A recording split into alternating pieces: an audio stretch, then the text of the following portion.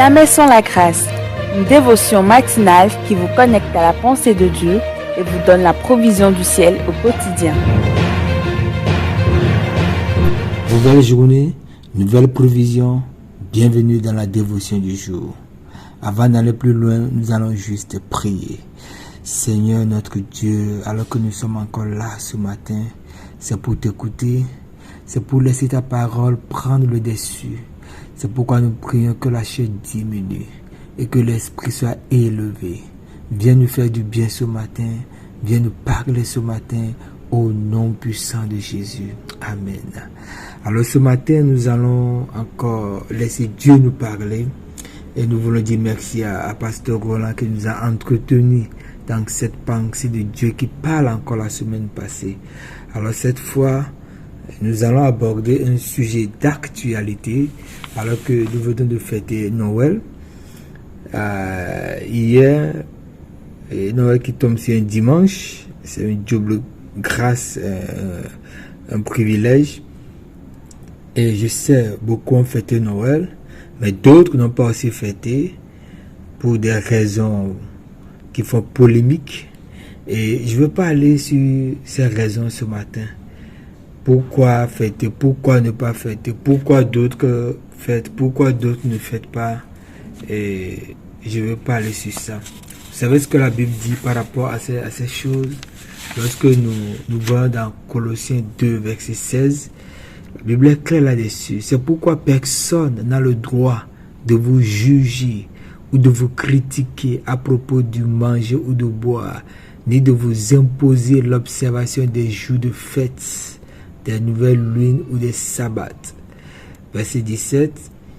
Tous ces rites n'étaient que des figures passagères, ombre de choses à venir. La réalité est en Christ. Ça, il y a lu dans la version parole vivante. La réalité est en Christ. C'est pourquoi que ce matin, nous parlerons de la réalité, ce qui est en Christ. Et cela m'amène à vous proposer un texte pour cette semaine dans Luc 2, qui nous parle de la nativité. Nous allons simplement nous rappeler de Christ, qui est la réalité, sa venue sur terre, sa naissance sur terre, ce que ça nous a apporté, ce que ça nous apporte chaque jour qui passe. Et c'est de ça qu'il s'agit. Luc 2, verset 1. En ce temps-là, l'empereur Auguste publia un édit par lequel il ordonna d'inscrire sur la liste des contribuables tous les habitants de l'Empire romain. Ça, c'est le verset 1 de Luc 2 dans la version parole vivante. Il y a un temps pour toutes choses, mes amis.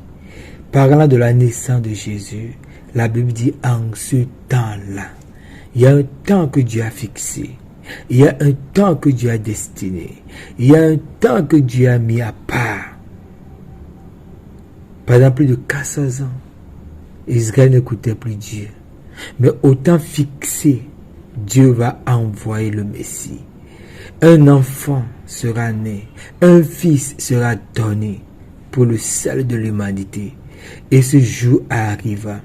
Vous savez, Dieu a un agenda pour toi, mon frère.